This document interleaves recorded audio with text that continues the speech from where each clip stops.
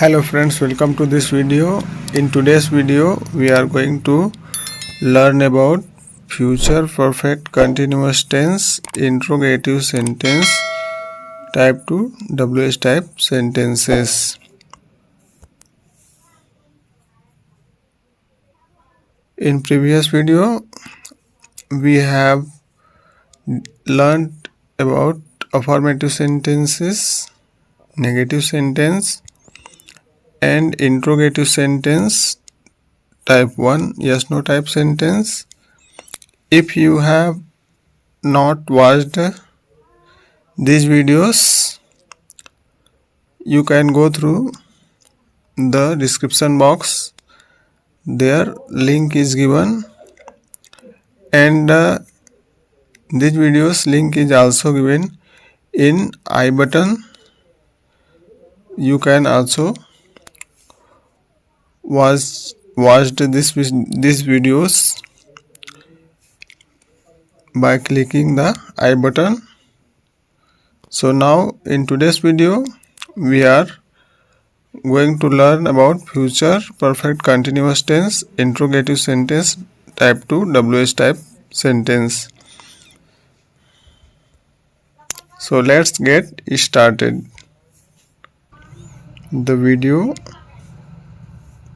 तो आज के इस वीडियो में हम फ्यूचर परफेक्ट कंटिन्यूअस टेंस के इंट्रोगेटिव सेंटेंस WH टाइप जो कि टाइप 2 होता है के बारे में सीखेंगे। इसके पहले वाले वीडियो में हम affirmative sentence, negative sentence, interrogative sentence type 1 yes no type sentence के बारे में सीखे थे। तो यदि आप ये वाले वीडियो नहीं देखे होंगे तो इन सभी वीडियो का लिंक डिस्क्रिप्शन बॉक्स और आई बटन पर दिया हुआ है, वहाँ पर जाकर आप इन वीडियो को देख सकते हैं। आज के इस वीडियो में हम future perfect continuous tense interrogative sentence WH type के हिंदी वाक्यों की पहचान करना, साथ ही अंग्रेजी वाक्य की पहचान करना और इंग्लिश सेंटेंस स्ट्रक्चर की मदद से सेंटेंस बनाना सीखेंगे। तो चलिए सबसे पहले हम हिंदी वाक्यों की पहचान को समझते हैं। तो future perfect continuous tense Hindi वाक्यों में हमें समय सूचक शब्दों के साथ से लिखा हुआ दिखाई देगा सेंटेंस में, और उसके बाद वाक्य के बीच में कोई प्रश्न सूचक शब्द जैसे क्यों, क्या, कैसे, कहाँ, कब, कौन इत्यादि होता है, और क्रिया के अंत में रहा होगा, रही होगी, रहे होंगे, रहा होगा, रही होंगी इत्यादि शब्द जुड़े रहते हैं। चलिए आगे उदाहरण समझते हैं। उदाहरण जैसे बच्चे 4 घंटे से क्या कर रहे होंगे। तो जैसे कि आप उदाहरण में देख सकते हैं कि वाक्य में कर्ता के बाद में समय सूचक शब्द है, उसके बाद समय सूचक शब्द के साथ में से लगा हुआ है जो कि कार्य की निरंतरता को बताता है, और वाक्य में प्रश्न सूचक शब्द क्या है जो कि WH क्वेश्चन वर्ड है, और क्रिया के अंत में रहे होंगे लगा हुआ है और अंत में प्रश्नवाचक चिन्ह है। अगला उदाहरण देखते हैं। वह सुबह से क्यों खेल रही होगी। तो इस उदाहरण में भी आप देख सकते हैं कि कर्ता के बाद में समय सूचक शब्द सुबह से और उसके बाद प्रश्न सूचक शब्द क्यों और क्रिया के अंत में रही होगी है। अगला उदाहरण देखते हैं। हम सोमवार से कहाँ जा रहे होंगे।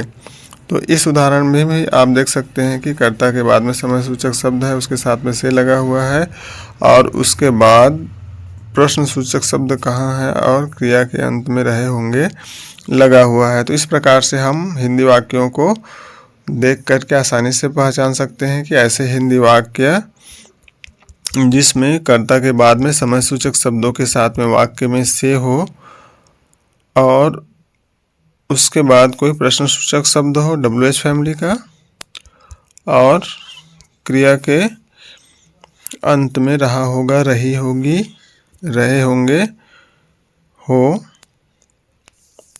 Future perfect continuous tense WH type interrogative sentence होते हैं। तो हिंदी वाक्यों की पहचान को समझ लेने के बाद चलिए आगे हम अंग्रेजी वाक्यों की पहचान को समझते हैं। Continuous tense, interrogative sentence, type 2, WH type के अंग्रेजी वाक्यों की पहचान में हम देखते हैं। साथ ही अंग्रेजी वाक्य की संरचना यानी इंग्लिश सेंटेंस स्ट्रक्चर भी समझते हैं।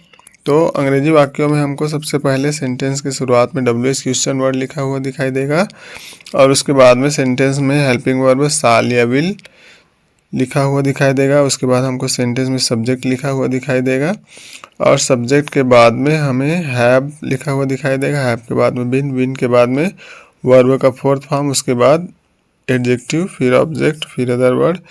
उसके बाद सेंटेंस में हमको सिंस या फॉर लिखा हुआ दिखाई देगा। उसके बाद हमको सेंटेंस में टाइम फ्रेज अर्थात समय बताने वाले शब्द लिखे हुए दिखाई देंगे और लास्ट में क्वेश्चन मार्क लगा रहेगा। तो इस प्रकार से हम अंग्रेजी वाक्यों को देखकर पहचान सकते हैं कि इस प्रकार के अंग्रेजी वाक्य future perfect, continuous tense, interrogative sentence, type 2, WH type के सेंटेंस होते हैं।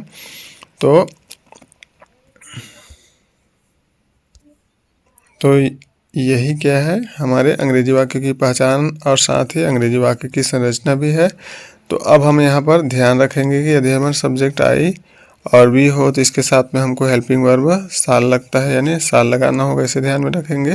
तथा यदि हमारा subject he, she, it, name singular या प्लूरल हो अर्थात एक वचन या बहुवचन अर्थात एक अकेला नाम हो या दो से अधिक नाम हो, यू यानी तुम या आप, दे यानी वे, तो इन सभी के साथ में हमें हेल्पिंग वर्ब विल लगता है, इसे ध्यान में रखेंगे। तथा यहाँ पर हम ध्यान रखेंगे सिंस टाइम फ्रेज के पहले यानी पॉइंट ऑफ टाइम के पहले, निश्चित समय के पहले हम सेंटेंस में सिंस लगाएंगे। जैसे कि नेम ऑफ डेज यानी दिनों के नाम के पहले, नेम ऑफ मंथ्स यानी महीनों के नाम के पहले, नेम ऑफ ईयर्स यानी वर्ष या साल के नाम के पहले, और साथ ही क्लॉक टाइम यानी घड़ी का समय अर्थात बजे से बताने के लिए, जैसे 4 o'clock यानी 4 बजे से। साथ ही मॉर्निंग, इवनिंग, टुडे, यस्टरडे, इस प्रकार से के शब्दों के पहले हमें सेंटेंस में सिंस लगाना होता है। तथा हमें फॉर पीरियड ऑफ टाइम के पहले अर्थात समय की अवधि बताने के लिए हमें सेंटेंस में फॉर लगाना होता है। जैसे कि नंबर ऑफ डेज यानी दिनों की संख्या के पहले सेंटेंस में फॉर लगाना होता है। नंबर ऑफ मंथ्स यानी महीनों की संख्या के पहले फॉर लगाना होता है। साथ ही नंबर ऑफ ईयर्स यानी वर्ष या साल की संख्या के पहले हमें सेंटेंस में फॉर लगाना होता है। और आवर्स अर्थात घंटे बताने के पहले भी हमें सेंटेंस में फॉर लगाना होता है।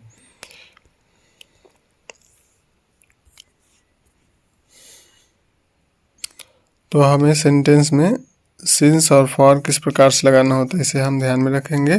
चलिए आगे हम कुछ हिंदी वाक्यों को अंग्रेजी में अनुवाद करके देखते हैं। तो जैसे कि हमारा पहला हिंदी वाक्य है, बच्चे 4 घंटे से क्या कर रहे होंगे।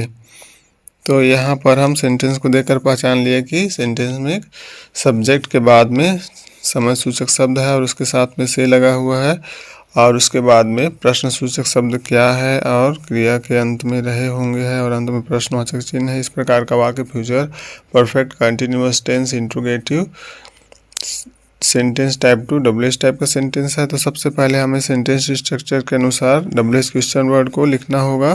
तो क्या के लिए हम यहाँ पर WH फैमिली का क्वेश्चन वर्ड व्हाट लिखेंगे। उसके बाद हम हेल्पिंग वर्ब विल लगाएंगे। उसके बाद सब्जेक्ट यहाँ पर बच्चे के लिए चिल्ड्रन लिखेंगे। उसके बाद हैव लिखेंगे, फिर बिन लगाएंगे। फिर यहाँ पर क्रिया का चौथा रूप, तो यहाँ पर क्रिया कार्य यानी करना है तो डू लिखकर ING लगाएंगे। फिर यहाँ पर 4 घंटे है यानी कि पीरियड ऑफ टाइम है तो उसके पहले हम फॉर लगाएंगे और उसके बाद आवर्स लिखेंगे। तो बच्चे 4 घंटे से क्या कर रहे होंगे, इसका इंग्लिश हो जाएगा what will children have been doing for 4 hours। अगले हिंदी वाक्य को अंग्रेजी में बनाकर देखते हैं। अगला हिंदी वाक्य है, वह सुबह से क्यों खेल रही होगी। तो यहाँ पर क्यों के लिए हम इंग्लिश में वाई लिखेंगे। उसके बाद विल लिखेंगे, फिर सब्जेक्ट, फिर हैव, फिर बीन, फिर वर्ब का फोर्थ फॉर्म, फिर सिंस, फिर मॉर्निंग और लास्ट में क्वेश्चन मार्क लगाएंगे। तो वह सुबह से क्यों खेल रही होगी, इसका इंग्लिश हो जाएगा why will she have been playing since morning. आगे अगले हिंदी वाक्य को अंग्रेजी में अनुवाद करके देखते हैं। तो अगला हिंदी वाक्य है, हम सोमवार से कहाँ जा रहे होंगे। तो यहाँ पर हमारा प्रश्न सूचक शब्द कहाँ है, तो इसके लिए हम इंग्लिश में वेयर लिखेंगे और यहाँ पर सब्जेक्ट हमारा हम है, तो उसके पहले हमें हेल्पिंग वर्ब साल लगाना होगा। उसके बाद सब्जेक्ट लिखकर हैव लिखेंगे, फिर बीन लिखेंगे, फिर यहाँ पर क्रिया जाए नहीं जाना है तो गोइंग लिखेंगे और यहाँ पर नेम ऑफ डे है तो उसके पहले हमें सेंटेंस में सिंस लगाना होगा, तो सिंस लिखेंगे। तो हम सोमवार से कहाँ जा रहे होंगे, इसका इंग्लिश हो जाएगा where shall we have been going since Monday और लास्ट में क्वेश्चन मार्क लगा देंगे।